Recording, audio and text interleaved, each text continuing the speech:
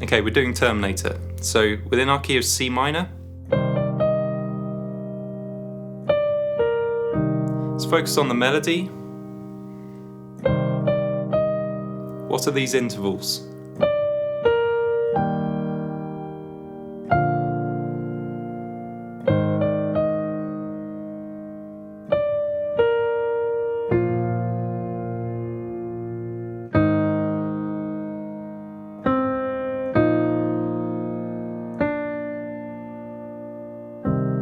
What's the ending note?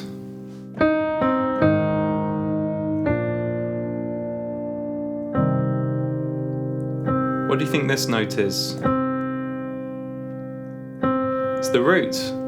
Very, very normal for melodies to end on the root, the tonic. Different words for the root. Yes, it's C. So whatever key you're in, it's quite likely that the melody might just find its way back to the root, because the root is the most resolved note of all. It's not like it's the composer's goal to end on the root, it's just there are these tension notes that resolve certain ways, and if you give them enough time, any note wants to make its way back to the root, which is C. So the most likely note that a melody is going to end on is going to be the root. This melody ends on the root. So if we go back a few notes, can you tell me what the last 3 notes are?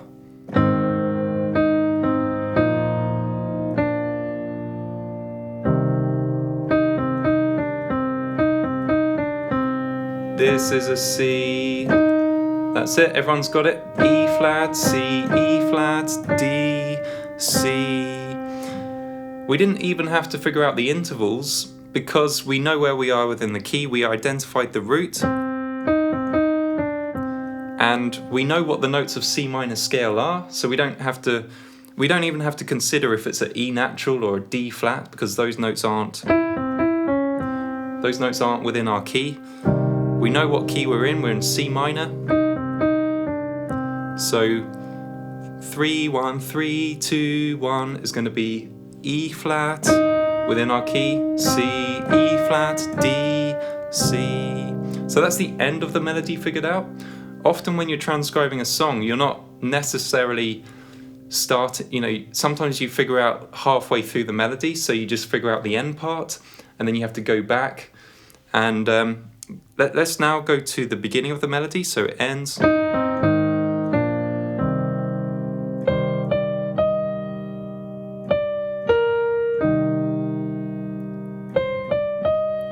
How about these notes? What notes do you think these are?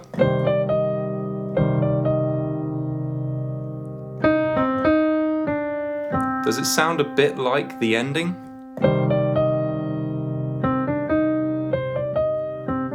It's the same 3 notes, yes, 1, 2, 3 within our key.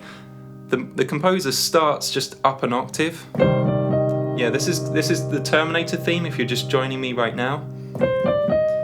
C, C, D, E flat. It's also common for melodies to start on the root.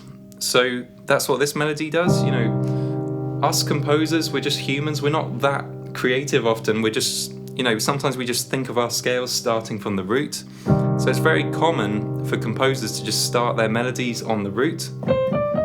It's the most likely note that a melody is going to start on. This melody starts on C, runs up notes in the scale, C, D, E flat. How about this part?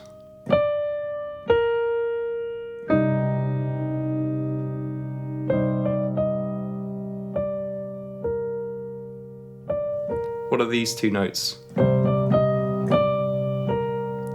Wow, people are doing a good job here. Well, this is a repeated note, we just heard it a second ago. C, D, E flat, D.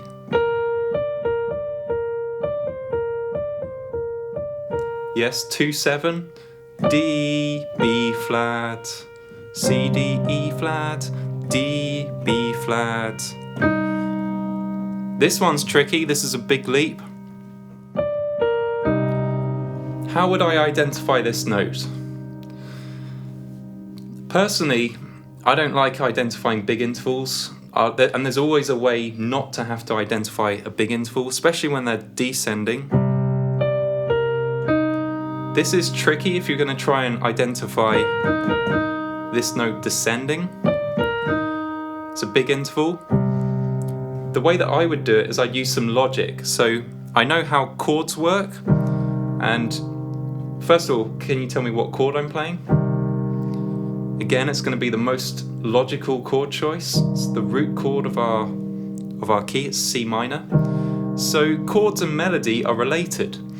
It's not like there's going to be a C minor chord played here and the composer's just going to play an A flat. Very unlikely. It's unlikely that the composer's going to jump down to an F. And why? Because a C minor chord doesn't contain these notes in them. And usually composers choose chords which have the notes of the melody contained in them. So that means that there are certain logical notes that this might have gone to, and it's going to be the chordal tones of this chord. So it could be a C, it could be an E flat, or it could be a G. Those would be the logical guesses.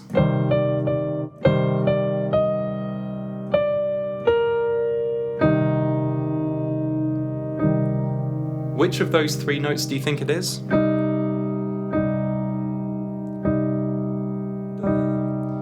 Well, I'll tell you the answer. The answer is E flat. A lot of people already guessed it. And a neat little trick that you could try to help you with that is you could sing the note, and then you sing down a note or up a note. This is what I call testing your surroundings, because your ear already knows what the notes of the key are. So sing down a note. From this note, what comes naturally if you sing down a note? Da, da, da, da, da, da, da. That's what comes naturally. And it's a half step. It's a D natural, and that tells you where the half step is. So that sort of confirms that it's an E flat, because you know that there's supposed to be a half step below E flat. Whereas a D flat would feel very unnatural for you to sing. And that sort of tells you that it's E flat, and it's not C, because there's not a B natural in our key. And it's not G, because there's not a G flat in our key. So that's a more advanced technique. It's called testing your surroundings, where you just sort of, you're on a note and you want to figure out what note within the key it is. Well, you can just start singing down in steps or up in steps, and you see what comes naturally.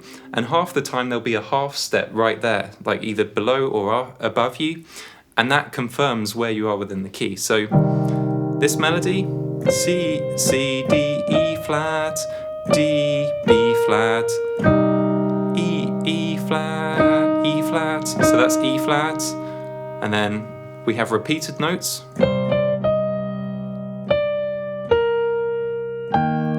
Which note is this?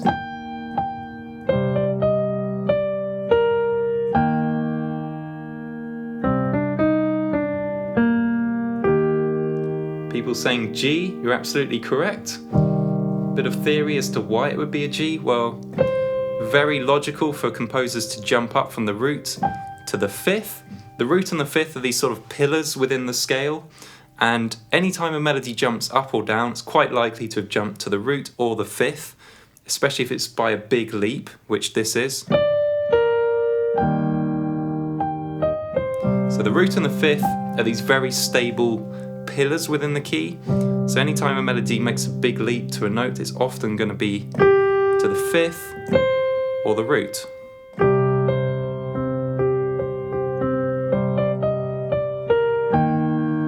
G, which note is this?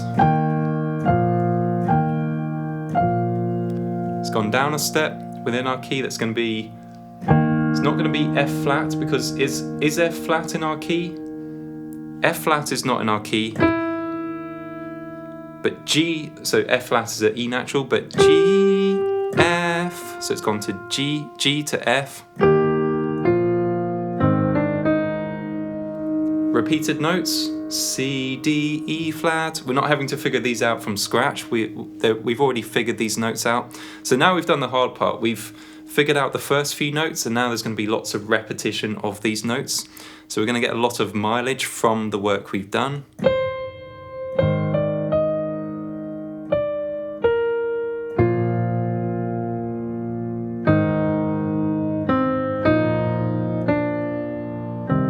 We know the ending, E flat, D, C. So if we can work backwards and figure out what that ending was.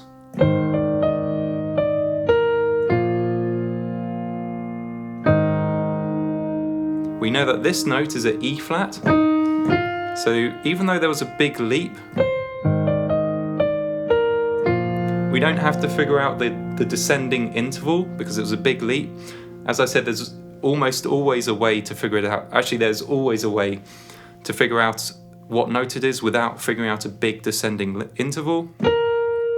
And in this case, we know that it goes down a step to E flat. So if we work backwards, this note is an F.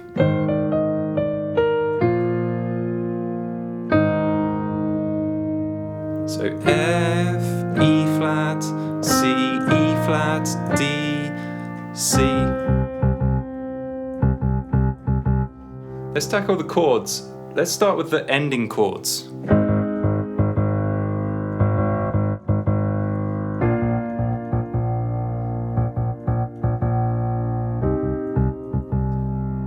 We're now going to focus on the chords. What do you think these three chords are at the end?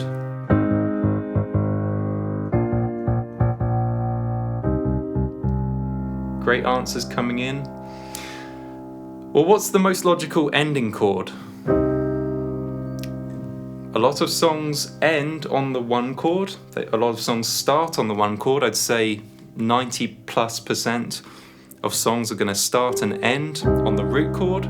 So this piece does that. It ends on C minor, the root chord. So if you know that this is C minor, listen to the bass line and how is it preceded.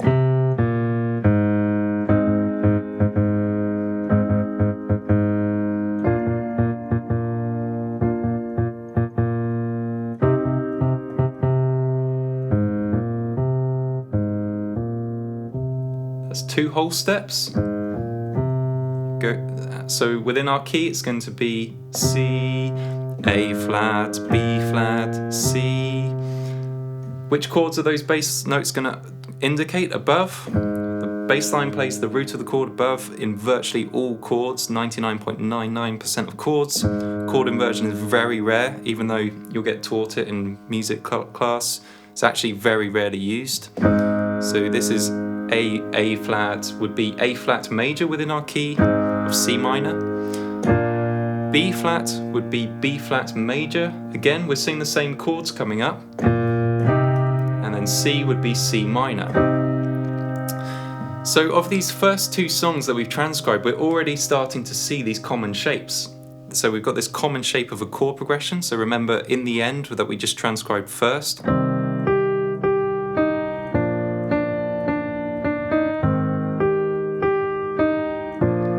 Chords were the same chords.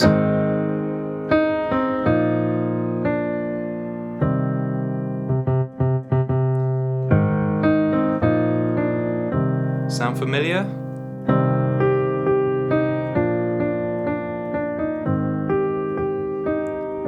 And this is just one of several common shapes within music.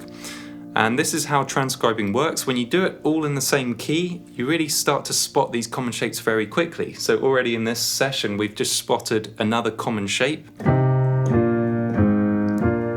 It's a common shape in the chords, although it's also a common shape of the bass line because chords and bass line are related. The bass line virtually always plays the root of the chord above. So when I talk about common shapes in chords, a big part of it is the bass line interval pattern. This is two whole steps in the bass line. Anytime you hear this pattern, it's going to be these three chords. It's going to be C minor, B flat major, A flat major, B flat major within our key of C minor. Or you can think of it as the 1 chord of the minor scale, the 7 chord, and the 6 chord.